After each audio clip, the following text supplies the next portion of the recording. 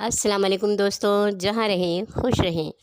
आज एक ऐसे छोटे से गांव की कहानी सुनाने जा रही हूँ जहाँ शादी वाले दिन दुल्हन गायब हो जाती थी। ओ रेशमा, अरे कहाँ है? तारा रेशमा के घर में दाखिल हुई जिसका दरवाज़ा खुला हुआ था और आंगन में खड़ी रेशमा को आवाज़ लगाई जा रही थी। क्या है? एक कमरे से निकलती हुई रेशमा बाहर आई। अरे वो बाली जिसकी शाम में बारात आना थी। तारा के मुंह से अल्फाज नहीं निकल रहे थे। जल्दी बोलना, चुप क्यों हो गई? रेशमा के हाथों में लगा हुआ आटा था, वो आटा गूंदते से छोड़ के कमरे से बाहर निकली थी। अरे वो गायब हो गई, जाने कहाँ है? खाला नसों का तो रो रो के बुरा हाल है, खालू भी बुत बना बैठा है। तारा अपनी धुन में रेशमा को बता रही थी। ये पिछले 3 महीनों से चौथी दुल्हन थी जो शादी वाले दिन गायब हुई थी। ये क्या हो रहा है अपने गांव में तारा? रेशमा की मरी मरी आवाज़ निकली, क्योंकि अब से ठीक 3 माह बाद रेशमा की भी शादी होने वाली थी। उसका रिश्ता तो बचपन से ही उसके मामू के बेटे से तय था जो साथ वाले गांव में ही रहते थे। मुझे तो ये किसी डाकू की हरकत लगती है, तारा ने अपनी समझ से बड़े सोच के बात कही। नहीं, मैंने तो बचपन से आज तक अपने गांव में ही क्या, साथ वाले अरीब करीब के 4 गांव में भी किसी डाकू लुटेरे की कहानी नहीं सुनी। और हैरत तो यह है कि दुल्हन भरे पूरे ख़ानदान में सबके साथ होते हुए भी किस सफाई से अगवा हो जाती है। किसी को कानो कान खबर ही नहीं होती। ना कोई चीख, ना पुकार, ना शोर, ना वावेला। आंखों से काजल की तरह कोई निकाल के ले जाता है। रेशमा दानिशमंदी से बोली। अगले पूरे 2 महीने में गांव में सन्नाटा छाया रहा। आज पटवारी की बेटी की शादी थी। पटवारी ने सारे इंतज़ामात हिफाजत के कर रखे थे। चंद एक नामी गिरामी गुंडे, दूसरी तरफ पुलिस के सिपाही जो पूरी गली में तैनात थे। स्टोर वाले बड़े कमरे में दुल्हन को तैयार करके बिठा दिया गया, जिसमें कोई खिड़की भी ना थी, ताकि किसी के आने का जवाज़ ही ना बने। बारात आने वाली थी। कमरे का दरवाज़ा हल्का सा भेड़ दिया। बारात आ गई, बारात आ गई। बारात आने पे औरतों और लड़कियों ने शोर मचाना शुरू कर दिया। और रस्मों के लिए जब दुल्हन को कमरे से बाहर लाने को 2 औरतें कमरे में दाखिल हुईं तो वहाँ दुल्हन ही ना थी। वहाँ मौजूद लोगों पे तो जैसे खौफ तारी हो गया, क्योंकि सब के जहन में अब सिर्फ एक ही बात थी कि ये किसी नादीदा मखलूक का काम है। बाहर मर्दाने में भी धीमी धीमी सरगोशियाँ हो रही थीं कि ये काम किसी इंसान का नहीं। पटवारी का तो ये हाल कि जैसे काटो तो बदन में लहू नहीं। रात को पटवारी दरवाजे के बाहर लोगों के साथ परेशान बैठा था। उसे कोई तसल्ली देता भी तो क्या कह के देता। अस्सलाम वालेकुम, एक भारी आवाज़ गूंजी। आवाज़ पहचान के पटवारी ने तेज़ी से अपनी झुकी गर्दन उठाई। यार, मैंने अपना वादा पूरा कर दिया, बड़ी मुश्किल से टाइम निकाल के आया हूँ। इतनी दूर से आना आसान नहीं। तू नाराज़ तो होगा कि राना शेर मोहम्मद तेरे बचपन का यार अब आया है, जब बेटी ब्याह के ससुराल चली गई। आने वाला शख्स अपनी धुन में बोले जा रहा था और पटवारी का हौसला जवाब दे गया। वो तेज़ी से उठा और दोस्त के गले लग के फूट फूट के रो दिया। राना साहब भी हैरान और परेशान से पूछ रहे थे, ओए क्या हो गया यार, तू ऐसे क्यों रोए जा रहा है? ओ मेरा यार एक अरसे बाद आया है, तसल्ली से बैठ, खाना वाना खा, फिर बात करते हैं। पटवारी ने अपने आप पे कंट्रोल करते हुए कहा। नहीं यार, तेरे रोने ने तो मुझे परेशान ही कर दिया। खाना तो मैं बाद में खाऊंगा, पहले मुझे सारी बात बता क्या हुआ है। और फिर पटवारी ने शुरू से आखिर तक सारी कहानी राना साहब को सुना दी कि किस तरह गांव से दुल्हन गायब हो जाती है। और आज उसकी बेटी राना शेर मोहम्मद सोच में पड़ गए। उनका तो पीढ़ी दर पीढ़ी गद्दी नशीनी का सिलसिला चला आ रहा था और आज भी इन्हीं मसरूफियत के बाइस देर से पहुँचे थे। उन्होंने घर के अंदर आके जायज़ा लिया, ख़ास तौर पे उस जगह का जहाँ दुल्हन को बिठाया गया था, और फिर कॉपी पेन लेके बैठ गए। जाने क्या जायचा बनाते रहे। पटवारी तो सिर्फ खामोशी से उन्हें देख रहा था। फिर वो गोया हुए, अब तो रात हो चुकी है, कल मुझे वापस जाना पड़ेगा। अमल करने के लिए कुछ ज़रूरी चीज़ें मुझे साथ लाना होंगी, और मुझे यहाँ इस अमल को करने में 1 दिन भी लग सकता है और 3 दिन भी लग सकते हैं। तो पीछे से वहाँ मौजूद अपने बेटों और शागिर्दों को अपनी गैर मौजूदगी में उनका काम भी उन्हें समझाना पड़ेगा, ताकि मेरे दोबारा वहाँ पहुँचने तक वो लोग परेशान ना हो जो रोज़ के आने वाले ज़रूरतमंद हैं, जादू जिन्नात के डसे हुए लोग। मसला ही नहीं है, मेरी गाड़ी पे चलना, मैं भी साथ चलूँगा, दोनों का सफ़र भी अच्छा गुजर जाएगा। पटवारी बोला। ओ ठीक है यार, राना साहब मुस्कुरा दिए। अगली सुबह नाश्ते से फारिग होके 8 बजे ये लोग निकल गए। पक्की सड़क ख़त्म होते ही गाड़ी जैसे ही कच्चे रास्ते पर आई, रोको रोको गाड़ी रोको, राना साहब बेसब्री से बोले। सामने ही एक पुराना सा घर बना था जो अपना असल रंगो रोगन खो चुका था। उन्होंने पटवारी को मुखातिब किया।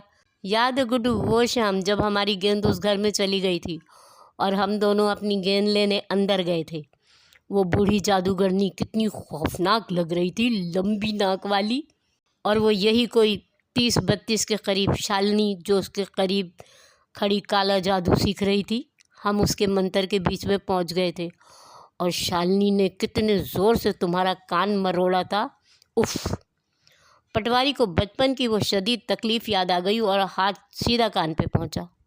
वो बूढ़ी जादूगरनी कितना चीख रही थी कि मैं तुम लोगों को तस्वीर बना के दीवार पे लटका दूंगी। पटवारी ने मज़ीद याद दहानी करवाई। राना साहब गाड़ी से उतर के उस घर की तरफ चले। पीछे पीछे पटवारी भी आ गया। लकड़ी का छोटा सा गेट नुमा दरवाज़ा था जो अब खुला ही रहता था। एक छोटा सा लॉन जिसमें कभी बड़े खूबसूरत फूल पौधे हुआ करते थे। उसके बाद एक बड़ा सा दरवाज़ा जो घर का मेन दरवाज़ा था। अंदर कई कमरे, सामने ही ऊपर जाती सीढ़ियाँ और दीवारों पे लटकी तस्वीर। आ गए राना शेर मोहम्मद। राना के कानों में शालिनी की उम्र रसीदा करख्त आवाज़ आई जो सिर्फ राना को ही सुनाई दी। मौके की नज़ाकत को देखते हुए राना ने पटवारी को बाजू से पकड़ा और तेज़ी से बाहर निकल आए। उनके कानों में दूर तक शालिनी का कहकहा गूंजता रहा।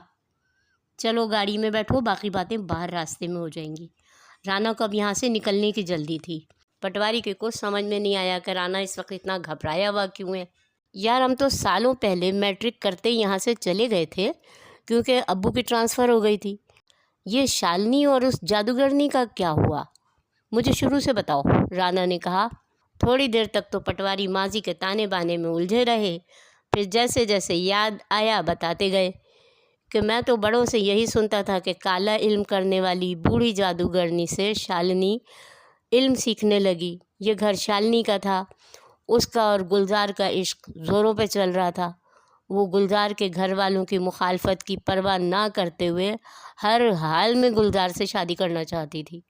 वो गुलजार की खूबसूरती पे बुरी तरह मर मिटी थी। जादूगरनी से मंत्र सीखने के दौरान शालिनी को पता चला कि जादूगरनी के पास ऐसा मंत्र भी है कि वो जीते जागते इंसान को अपनी मर्ज़ी से मुद्दत मुकर्ररा करके तस्वीर बना के दीवार पे लटका सकती है। शालिनी ने जादूगरनी को अपनी आधी से ज़्यादा जायदाद दे दी कि तू बस मुझे ये मंत्र भी सिखा दे। इतनी दौलत और जायदाद जादूगरनी अपने हाथ से जाने ना देना चाहती थी। इधर शालिनी को गुलजार से शादी का जुनून भी सवार हो गया। मंत्र सीखते ही उसने जादूगरनी से अपनी और गुलजार की शादी का जिक्र किया। तुम दोनों का मिलन नहीं है, जादूगरनी ने बताया। और फिर तो जैसे शालिनी पे जुनून सवार हो गया। उसने बूढ़ी जादूगरनी की अच्छी खासी दुर्गत बना दी और जवाबी कार्रवाई के तौर पर जादूगरनी ने ज़ेरे लब अमल शुरू कर दिया और शालिनी को एक लंबी मुद्दत के लिए तस्वीर बना के दीवार पे लटका दिया। कहते हैं कि जब उसे कैद से आज़ादी मिली तो वो 70 साल की बूढ़ी हो चुकी थी। सारी कहानी सुना के पटवारी चुप हो गया।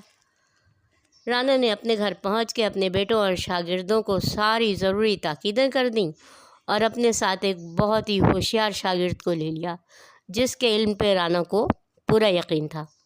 वो राना से काफ़ी उलूम सीख चुका था और रूहानी तौर पर उसकी कारकर्दगी बेहतरीन थी। उम्र भी उसकी दूसरे लड़कों से ज़्यादा थी। वो राना से पहले भी किसी और का शागिर्द रह चुका था। दोनों ने अमलियात के ज़रूरी सामान उठाए। पटवारी के घर पहुंच के रात में राना साहब ने अमल शुरू किया और पढ़ाई और अमल के दौरान हर चीज़ वाज़ा होती चली गई। उन्होंने अमल के दौरान अपने आप को शालिनी के घर में पाया, उसी घर में जहां शालिनी रहती थी। अब वो एक बूढ़ी औरत थी। गुस्से से उसकी मुट्ठियां भिजी हुई थीं और उसी गुस्से के आलम में वो मुट्ठियां भींचे आहिस्ता आहिस्ता गोल गोल घूम रही थी। तूने मेरे गुलजार को मुझसे मिलने ना दिया, मैं अपनी जवानी में जादुई अमल करके उससे शादी कर लेती। لیکن تو نے کہا وہ میرے نصیب میں نہیں، اور میں نے تجھے صرف مارا تھا، جان سے نہیں ختم کیا تھا۔ مکار جادوگرنی، تو نے مجھے تصویر میں قید کر دیا۔ اب میں بوڑھی ہو کے تیری قید سے آزاد ہوئی ہوں۔ اب میں بھی اس گاؤں کی کسی لڑکی کی شادی نہیں ہونے دوں گی، سب کو تصویر میں قید کر دوں گی۔ اور پھر ایک ایک کر کے باری باری ان تصویروں کی طرف بڑھی اور انہیں غور سے دیکھنے لگی جو گاؤں کی دلہنیں تصویروں میں قید تھیں۔ وہ بدلے کی آگ میں جل رہی تھی، اور پھر اس کے قہقہے اتنے بلند ہوئے کہ گھبرا کے رانا نے آنکھیں کھول دیں۔ صبح ہوتے ہی انہوں نے اپنے شاگرد کو ساری تفصیل سمجھائی، عملیات کے تمام ضروری سامان اپنے ساتھ لیے، ایک دن کا کھانا اپنے ساتھ رکھ لیا، باقی کھانے پینے کے لیے ایسی چیزیں رکھ لیں جو ہفتہ بھر بھی خراب نہ ہو، پانی کا بڑا سا کولر بھر لیا، اور گاڑی میں سارا سامان رکھوا کے پٹواری کے ساتھ اس پرانے گھر میں آ گئے جو شالنی کا تھا۔ پٹواری اور ڈرائیور کو انہوں نے باہر کے باہر تاکید کر دی کہ تم لوگ اندر نہ جانا، یہیں سے لوٹ جاؤ، ورنہ تم لوگوں کو نقصان ہو سکتا ہے۔ پٹواری نہ مانا، اس کی ضد تھی کہ وہ بھی ساتھ چلے گا، اور چاروں ناچار رانا نے اسے بھی اپنے ساتھ لے لیا۔ رانا نے باہر کے باہر ہی پٹواری پہ، شاگرد پہ اور اپنے اوپر آیات کا ورد کر کے حصار کر لیا تھا۔ مین گیٹ کھول کے جب بڑے کمرے میں داخل ہوئے تو شالنی کی آواز گونجی، آ گئے تم اپنے دوست کی مدد کرنے؟ وہ سامنے ہی آبنوسی کرسی پہ بیٹھی تھی۔ تم یہ اچھا نہیں کر رہی ہو شالنی، اپنا بدلہ ان لوگوں سے کیوں لے رہی ہو جن کا اس بات سے کوئی ناتا ہی نہیں؟ ان بیچاری لڑکیوں نے تمہارا کیا کیا ہے؟ ان لڑکیوں کی زندگی کیوں برباد کر رہی ہو؟ رانا شالنی کو باتوں میں لگا رہے تھے۔ شاگرد نے پٹواری کے ساتھ مل کے جلدی جلدی سارا سامان اپنے ساتھ ایک جگہ رکھا، اور رانا صاحب پٹواری اور سامان اور اپنے گرد مضبوط حصار بنا دیا۔ پٹواری کو سختی سے تاکید کر دی کہ کچھ بھی ہو جائے اس سے باہر نہ نکلنا، ورنہ تم بھی تصویر بن کے لٹک جاؤ گے، کیونکہ وہ کچھ بھی کر سکتی ہے۔ شاگرد نے پٹواری کو اچھی طرح سمجھا دیا، تم مجھے لیکچر دے رہے ہو کہ میں غلطی کر رہی ہوں، اور میرے ساتھ جو اتنا کچھ غلط ہو گیا، میری زندگی تباہ ہو گئی، میرا گلزار مجھ سے بچھڑ گیا۔ وہ پھر بری طرح چیخنے لگی، اور شاگرد کے کام مکمل کرتے ہی رانا صاحب خاموشی سے بیٹھ گئے، اور دونوں نے اپنا عمل شروع کر دیا۔ مجھ سے ٹکر نہ لو رانا، تمہارا ان باتوں سے، ان لڑکیوں سے، ان کے گھر والوں سے کوئی تعلق نہیں۔ وہ اب بری طرح چنگھاڑ رہی تھی، اور پھر اس نے بھی بڑی تیزی سے منتر پڑھنے شروع کر دیے۔ بڑی بڑی چمگادڑوں سے دیکھتے ہی دیکھتے کمرہ بھر گیا، لیکن وہ سارے حصار میں نہیں آ رہے تھے۔ کمرے میں ایک بے ہنگم شور گونج رہا تھا۔ ادھر رانا اور شاگرد تیزی سے زیر لب پڑھ پڑھ کے چمگادڑوں پہ پھونکے مار رہے تھے، اور ایک ایک کر کے چمگادڑوں کو آگ لگنے لگی۔ وہ جلتی ہوئی کمرے سے باہر کی طرف بھاگیں۔ شالنی نے ایک اور وار کیا۔ پٹواری نے دیکھا کہ اس کی بیٹی دلہن بنی سامنے کھڑی ہے۔ ایک بڑا شکاری کتا باہر سے اندر آیا اور اس کی بیٹی کو جگہ جگہ سے کاٹنا شروع کر دیا۔ ابو ابو مجھے بچائیں، وہ چیخ رہی تھی۔ پٹواری نے چاہا کہ فوراً آگے بڑھ کے اس کی مدد کرے۔ جیسے ہی حصار سے باہر قدم رکھنے لگا، کتا لڑکی کو چھوڑ کے تیزی سے پٹواری کی طرف لپکا، اور پٹواری کے باہر نکلنے سے پہلے ہی رانا نے مضبوطی سے اس کی ٹانگ پکڑ کے جھٹکا دیا۔ پٹواری لڑکھڑا کے دوبارہ اندر ہی بیٹھ گیا۔ سب دھوکہ ہے پٹواری، رانا صاحب آہستہ سے بولے، اور پھر پٹواری نے دیکھا لڑکی اور کتا دونوں غائب ہو گئے۔ باز آ جا رانا، شالنی غصے سے پھنکاری۔ رات ہو چلی تھی۔ شالنی، رانا اور پٹواری کے بیچ برابر سے جنگ جاری تھی۔ اب شالنی تھکنے لگی تھی۔ رانا اور شاگرد نے موقع سے فائدہ اٹھاتے ہوئے تیزی سے عملیات جاری رکھے، اور پھر دونوں نے مل کے بالکل اچانک ہی اپنے ساتھ لائی ہوئی مٹی مٹھی میں لی اور اس پہ پھونک مار کے اسی تیزی اور پاور سے شالنی کی طرف پھینک دی۔ رانا، میں تجھے نہیں چھوڑوں گی، وہ غصے سے کپ کپا رہی تھی، لیکن اب سب بیکار تھا۔ انہوں نے اس کا علم اس سے چھین کے ناکارہ بنا دیا تھا تاکہ وہ دوبارہ کبھی ایسا نہ کر سکے۔ اور یوں لگا جیسے کمرے میں زلزلہ آ گیا۔ دیوار پہ لگی تصویریں ایک ایک کر کے نیچے گر رہی تھیں، اور پھر سکوت طاری ہو گیا۔ کمرے میں لائن سے جیتی جاگتی دلہنیں کھڑی تھیں۔ شالنی بری طرح رو رہی تھی۔